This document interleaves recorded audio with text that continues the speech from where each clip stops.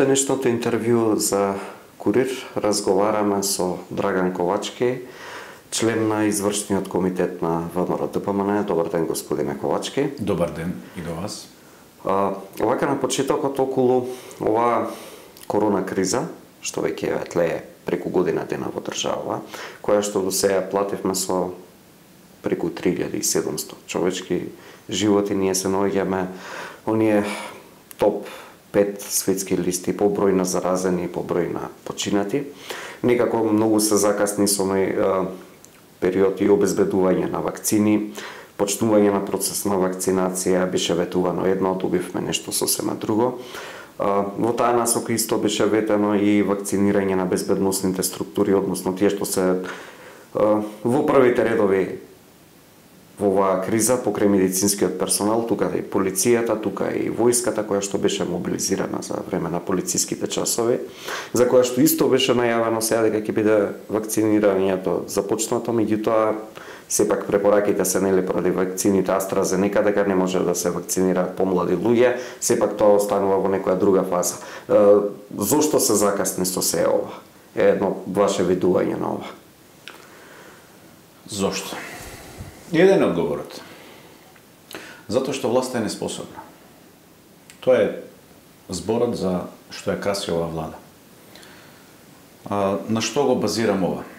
Видете, ако земете, да речеме да се споредувате со некоја од државите околу нас, ќе видите дека навистина сме на последно место во справувањето со кризата и факт е дека сме меѓу првите топ 5 по смртност.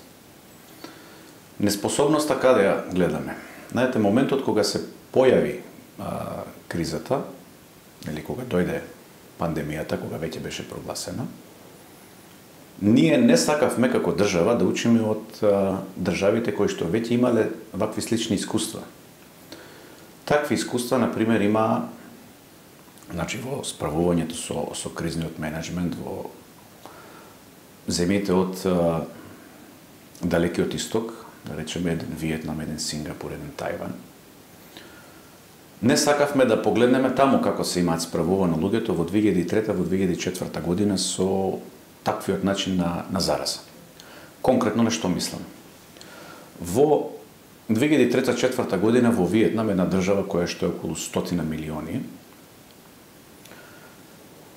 базирано на нивното искуство, кога им се појавува првиот случај, што прават? Значи, веднаш наредуваат носење на маски. Веднаш од 2 лаборатории кои што имале можност да го детектираат тој вирус, за неколку месеци достигнуваат бројка од 130 на лаборатории низ цела држава. Значи, инвестираат во здравствениот систем. Централната влада е толку јака што ги спроведува мерките без застој. Апликацијата која што и кај нас едно време се појави, нели, нашиве сакаат да ја инсталираат, апликацијата ја инсталираат веќе 80% од населението. Значи, вие преку Bluetooth апликација знаете кој околу вас на 2 метри бил или не бил, значи, заразен. Кога се појавува првиот пациент, нултиот пациент, веднаш се идентификуваат во последниве 14 дена со кого сте имале контакти. Првиот, меѓутоа и вториот круг, односно првиот круг на оние што имале контакт со вас. Веднаш се ставаат во болничка изолација. Сите што се заразени, без разлика дали имаат симптоми или немаат симптоми. Зборувам за првиот круг на што имале контакт со заразениот, со нултиот. Тие што не се заразени, а биле во контакт, се носат во изолација во владина установа, не дома да седат. Вториот круг на заразени мора да останат во домашна изолација, со строги казни за тие што ќе ги прекршат овие мерки на владата. Се оди во идентификација, значи стратегијата ја разработуваат идентификација до 5-то ниво. Значи 5-тиот круг го идентификуваат. И сега, практично, кога ќе видите на држава од 100 милиони, 10% од населението им било во карантин. А имаат само 35 починати за целата ова мината година. Значи 35 починати. Ние губиме по 35 до 40 луѓе дневно. Тие за целиот тој период има 35 починати. Нашиве тоа не сакаа да го видат. Не знам зошто и што чекаа. Сакаа да учат од некои држави кои што се немаат справувано со такви состојби. Според мене, требаше да се оди, да се види како тие држави се справиле. Оти едноставно, ако не знаете како треба, очигледно не знаевме како треба, тогаш препишете. Препишете од тој што знае како треба. Резултатите ќе беа многу поинакви. Не се отиде во набавка на вакцини. Еве, ние имавме вонредна ситуација, неколку пати се прогласуваше вонредна ситуација, 3-4 пати се прогласуваше. Ја спомнав моќта на централната влада во Виетнам. Кога имавме ние вонредна состојба, нашава влада исто така беше моќна. Таа беше и влада и парламент. Две во едно беше. Меѓутоа, наместо во тоа време да се носат некакви мерки, кои што требаше да бидат за справување со COVID пандемијата, тие носеа мерки за марихуана, значи лиценца за марихуана, лиценци за увоз на диаманти, одлуки за печатење на пари со новото име и така натака. Значи не се занимава, односно не најдоа начин како да превземат, односно да донесат мерки за справување со ковидот. Вонредната состојба, вие мора да се трудите да ја држите што помалце да биде вонредна. Односно, мора да ги отстраните последиците. Исто така и од кризната состојба, која што после тоа беше прогласена. Значи, последиците не се отстранија. Не се тргна во набавка на вакцини, се возеа со мотори, летоска па и завчера ги гледавме, со мотори се возат кога луѓето умираат, и не се подготви, најважно од се, системот за одговор на кризата. Системот, институциите мораше да бидат подготвени. Јас ќе направам само една паралела во 2001 година. Исто така, кога имавме воени дејства, сега не се воени дејства, меѓутоа исто така можеме да кажеме дека сме нападнати од некаков непријател, тогашните пропусти што беа се рефлектираат и сега. Мобилизацијата што требаше да се случи навреме во 2001 не се случи. Мобилизацијата, зборувам, на персоналот. Сега требаше да се случи мобилизација на капацитетите. Ние тоа не го направивме. Летниот период требаше да се искористи за тоа. Ние летниот период го пуштивме некако низ вода, да ми простите. Институциите требаше да функционираат, а не да се занимаваат со партиски работи. Ја прогласија кризната состојба во, значи, прво 1 месец, па после 6 месеци, и дознаваме сега дека во месец декември бил направен првиот контакт со фирмите за набавка на вакцините. Во месец декември, значи завчера, слушнавме од Facebook статус на председател, дека тој ги направил првите контакти со фирмите за набавка. Па тоа е поразително. Значи тоа требаше да го правите во месец август, како што тоа го правеа србите и некои други држави. Не можете да се наслоните само на еден механизам, ковакс механизам. Што ако тој ковакс не профункционира? Вие како одговорна држава, вие морате да имате сценарио 1, 2 и 3 разработени и да постапувате по тие. Не можете да чекате дека некој ќе ви даде. Кога гледате каква е состојбата. Значи неодговорноста, неспособноста и алчноста за пари, за провизии, не доведе до тоа да ние немаме вакцини. Не може да се случи затоа што нема да ви се погодат провизиите да не набавите вакцини. Народот да умира.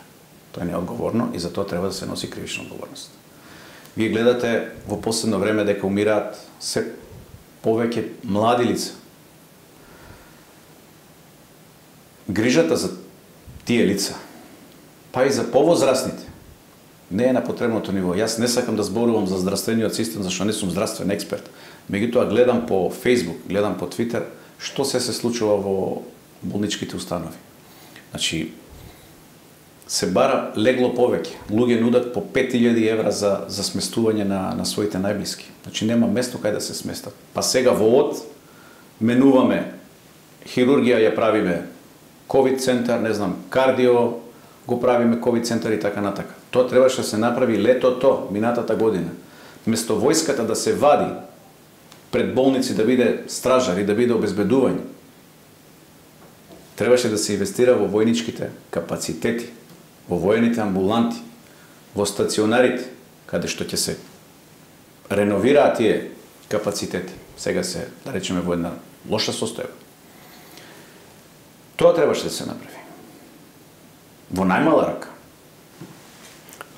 Господине Ковачки, каква порака испраќаме ние, светот и воопшто до граѓаните во држава, кога имаме ситуација кога еден министар за здравство се расправа со претседателот на државата, тука во меѓувреме се вклучува и премиерот на државата, кој што прво ги двои, па потоа зазема страната на министерот и сето тоа не се случува на социјални мрежи. Тоа е срамно за една држава. Да се вие преку социјални мрежи препукувате. Цел државен врв се препукува меѓу себе на социјални мрежи. И си ја префрлаат топката, односно одговорноста. Не бев ја, ти беше. Значи, како малите деца за топка кога се караат, знаете. Тоа е мизерно. Тоа е срам за државата. Значи, зашто ги имате тие совети за безбедност? Тие форуми, значи главни штабови, кризни штабови. Затоа треба тамо да си ги кажете тие работи. Тие работи не смеат да излезат во јавност. И да се така, тие работи не смеат да излегуваат во јавност. Тие работи треба да се решаваат внатре. Сега, како викаат, кога веќе се виде дека ѓаволот ја однел шегата и дека некој мора да понесе одговорност, сега сите се тргаат и секој ја префрла топката еден на друг. Тоа е мизерно. Тоа е страшно за една држава која што е членка на НАТО. Да се доведете во таа ситуација, јас ќе продолжам, имаше уште една објава. Вчера ја прочитав, министерот за здравство договорил од 14 мај нашиве граѓани да можат да одат во Грција. Што е целта на еден министер за здравство? Да ни биде туристички фацилитатор или да биде човекот кој што ќе се грижи за здравјето на граѓаните, што му е законска обврска. Ние ги имаме пропишано тие стратешките документи, во стратешките документи се пропишани дека здравјето на граѓаните е витален интерес на државата. А не да ми овозможуваш да одам во Грција на одмор.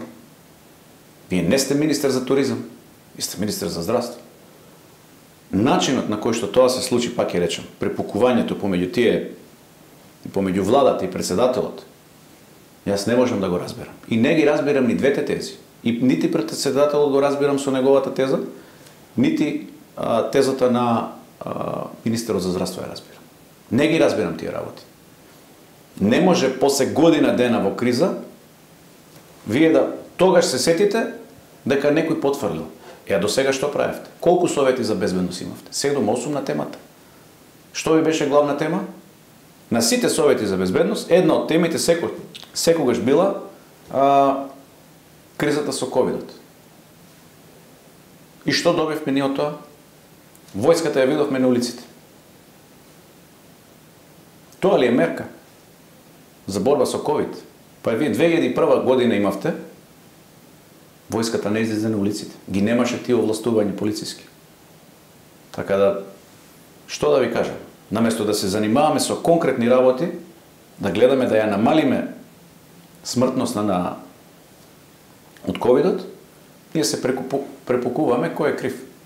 Тоа е поразително. И реално јас ова да се случеше во некоја друга држава, не знам, мислам, досега требаше барем една оставка да видим. Барем една оставка. Кога сме веќе, и корона кризава детектираше многу проблеми, особено во преден план се тиот безбедносен карактер. Например, председателот на државата на социјална мрежа открива дека првите контакти за вакцини се во месец декември, тоа што го напоменавте. Споменавте НАТО, сега ќе нафрлам неколку работи, па потоа ќе ги етапно ќе ги разговараме. Што е со оние безбедносни сертификати?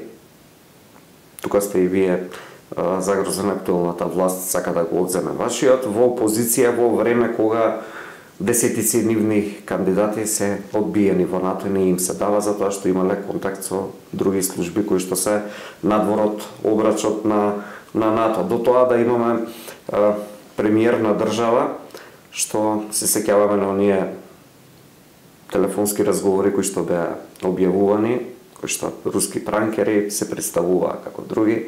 Нашиот премиер даваше телефонски броеви, даваше податоци. Едноставно до оној степен да, не знам, се загрозува целата безбедност и на цел НАТО сојуз. Така е, да. До последниве случаи со мафијата Грчац, кој што, нели, видовме мора распиша и потерница преку Интерпол се бараат организаторите и главните луѓе во таа цела афера кои што добиле информации од нашите безбедносни служби дека се спрема нивно апсење, тие сите имаат напуштено државата, па сега јавното обвинителство спроведува истрага. Меѓутоа се поизвестно дека за овие 4 години едноставно државата во целој безбедносен систем крахираше. Апсолутно. Се согласувам дека државата од тој аспект крахираше, како и многу други. Меѓутоа, за овој дел можам да зборувам. Еве да започнеме со НАТО. Ние сме членка веќе, одбележавме една година. Македонија се уште нема представник во НАТО. Да. И имаме десетина души кои што се одбиени, требало да додат представници таму, се одбиени за безбедносен сертификат.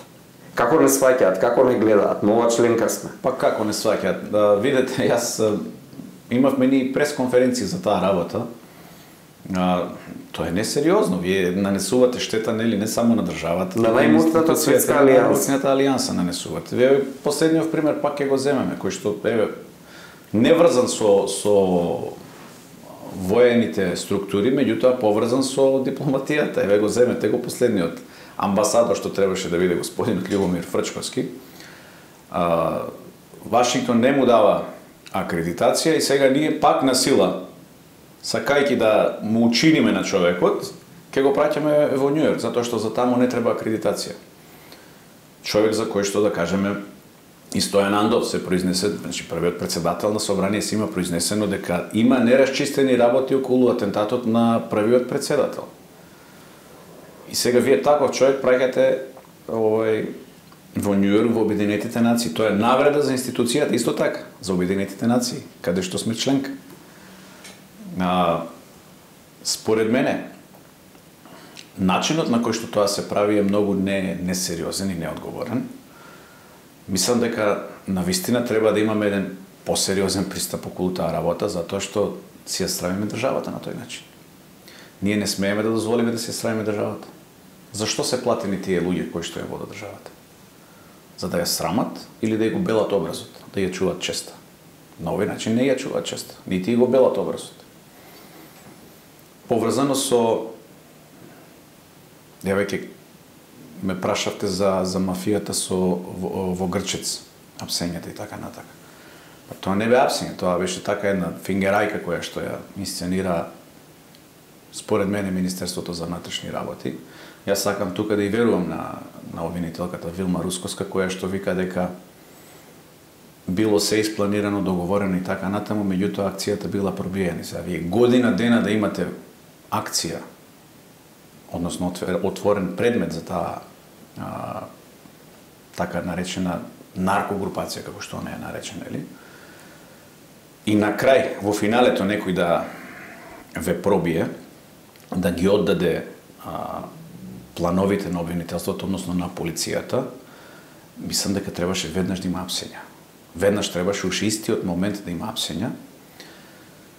Меѓутоа тоа не се случи. Се надам дека денојве тоа ќе се случи и ќе дознаеме кој стои позади пробивањето на акцијата.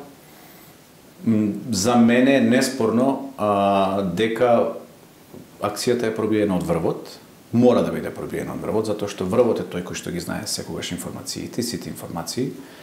А врвот го видовме, значи комплетно нареден на софри. Се сеќават, излегоа слики по социјалните мрежи, гледаме по порталиве. Премиерот сликан, министерот за внатрешни сликан.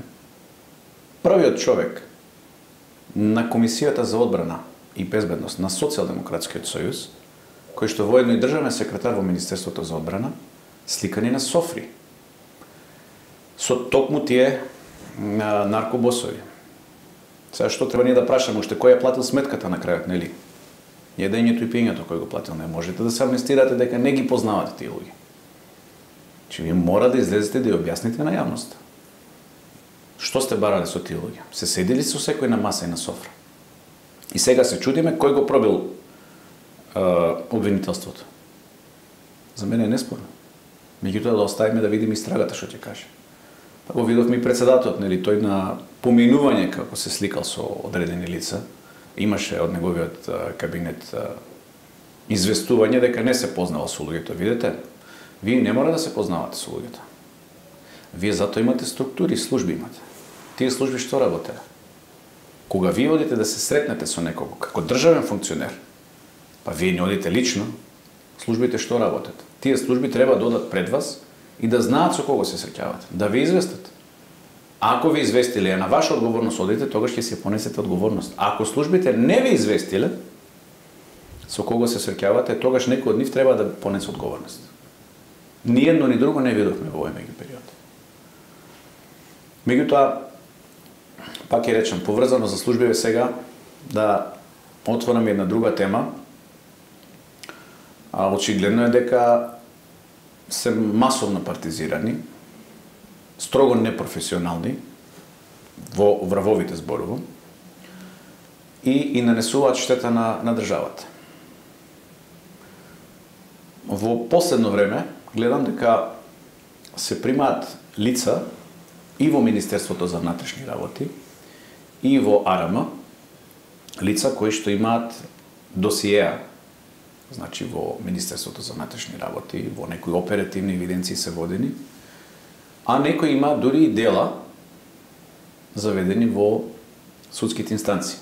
И сега такви лица се примени, односно еве нема да тврдам дека се примени, ќе прашам, јавно ќе ги прашам министерот за внатрешни и министерот за одбрана, дали има такви лица кои што не ги исполнуваат критериумите за прием, кои што не ги поминале безбедносните проверки, а биле вработени од ваша страна. Кратко да одговорат, со да или со не. Јас одговорот го знам, останува на нив да видиме што ќе прават со тие лица, кои што се примени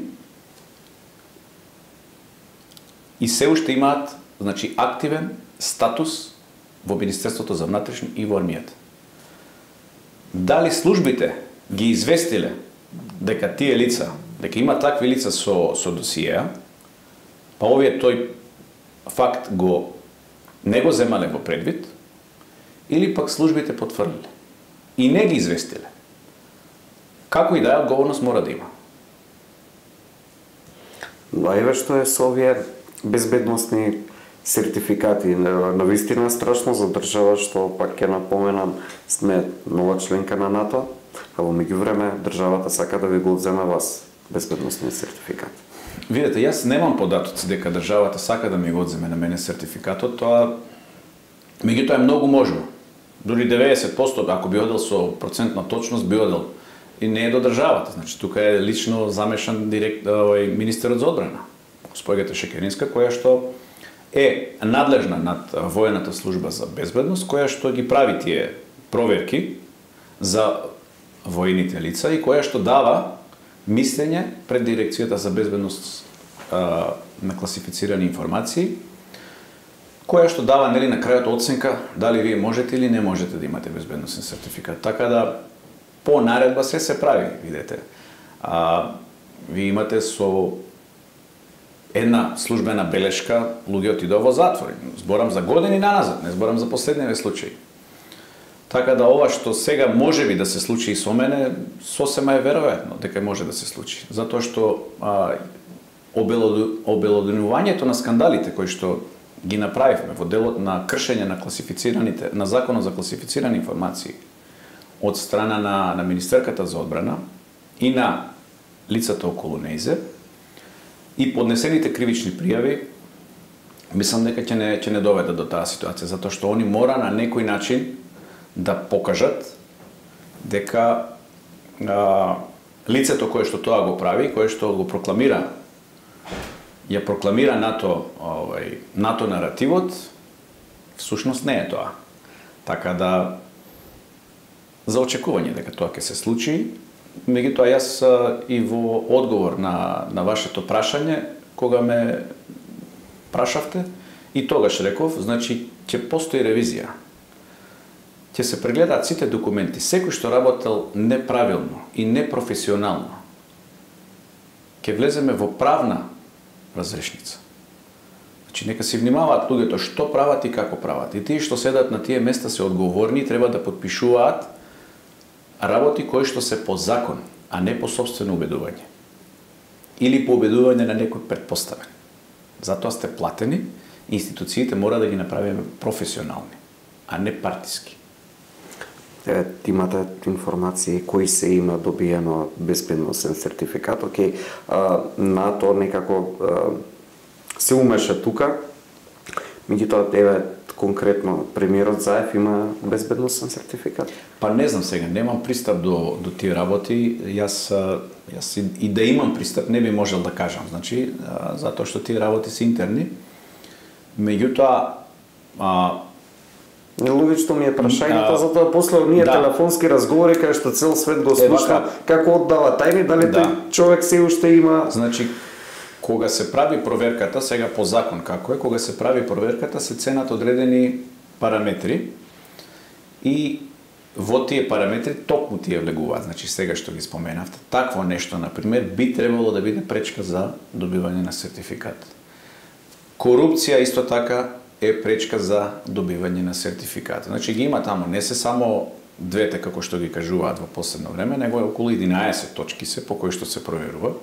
И реално, кога јас би седал на такво место и кога би ценел дали би требало да добие или не би требало да добие пристап до класифицирани информации, тоа лице, јас не би можел да дадам позитивно.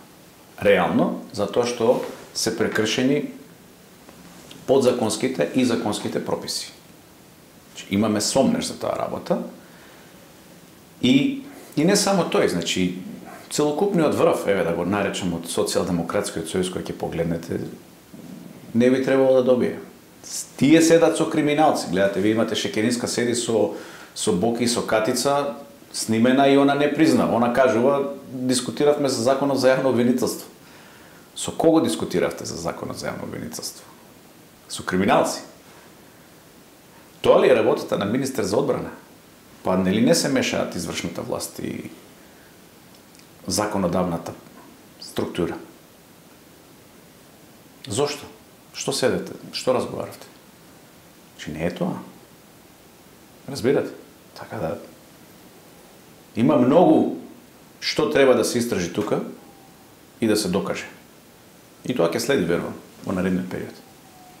Дали евентуално не очекуваат сега локални избори во втората половина на октомври, може би ќе има и предвремени парламентарни, меѓутоа зрели ли се условите еден ден да се направи ревизија на тоа како функционирале и безбедносните служби и воопшто државата како орган? Видете, ние мора да се водиме од извештаите кои што се прават и од меѓународните институции. Ние во 2015-16, се сеќавате, имавме страшни забелешки од Прибе. И репортот на Прибе, и првиот и вториот, значи, се негативни по Република Македонија и по структурите, кои што нели опфаќа повеќе сегменти, меѓутоа ги опфаќа и делот на службите. И не да ќе можеме, ние ќе мораме да направиме ревизија, доколку сакаме да одиме напред. Вие знаете дека таму се предлагаше да има еден закон за сите служби кај што ќе бидат сите опфатени, меѓутоа не се направи тоа. Гледам се направија неколку закони за секоја служба поединечно, па дури се остави можноста на Агенцијата за национална безбедност, поранешната УБК, нели, да може да слуша и да снима разговори. Таа можност не е одземена на агенцијата. Законски не е одземена, а и фактички не е одземена. Значи, уредите се таму. Нити агенцијата е поместена, нити уредите се поместени. Значи, Агенцијата за национална безбедност може да снима и да следи разговори без посредство на оперативно-техничката агенција. Не знам дали тоа беше во насоките од Прибе. Јас мислам дека не беше. Така да ќе мора да следат дополнителни и законски измени, меѓутоа и ревизија на работењето. Зошто ова го кажувам? Затоа што со самото носење на законот, каде што е предвидено кои лица треба да бидат примени, какви лица треба да бидат примени, во еден од условите за прием вика полиграфско тестирање. Полиграфско тестирање не е спроведено. Во таа агенција ви имате вработување на лица кои што се партиски кадри, со закон е тоа забрането. Видовме лице кое што е председател на едно од овие општинските организации од Централна Македонија, мислам, си го вработија и нема никаква одговорност. Никој нити упрашува, нити истражува. Зборам од институциите. Ние прашуваме како опозиција, новинарите прашуваат, меѓутоа институциите се тие што треба да истражуваат, да документираат и на крај да процесуираат. Тоа не го гледаме. Ви благодарам, господине Ковачки, за одвоеното време. Ви благодарам и на вас, ти ми беше чест